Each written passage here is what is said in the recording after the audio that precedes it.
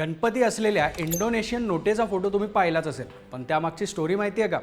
इंडोनेशियाची सांस्कृतिक ओळख अशी की इथला हिंदू आणि मुस्लिम यात काय फरक आहे हे कोणीच सांगू शकत नाही. हो खरंच, ज्येष्ठ नेते लालकृष्ण अडवाणी जेव्हा इंडोनेशियाला गेले होते तेव्हा इंडोनेशियातल्या हिंदू संस्कृतीबद्दलचा आदर पाहून ते थक्क झाले होते.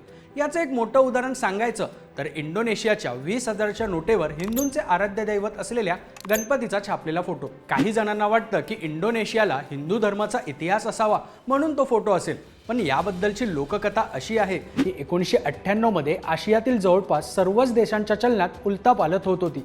परिस्थिती अशी निर्माण झाली की असा कोणताही देश नव्हता ज्या देशाची अर्थव्यवस्था कोलमडली नसेल. इंडोनेशियाच्या अर्थमंत्र्यांचा हवाला देऊन याबद्दल असे काही दावे केले जातात की सर्व आशियाई देशांच्या चलनात घसरण होत होती.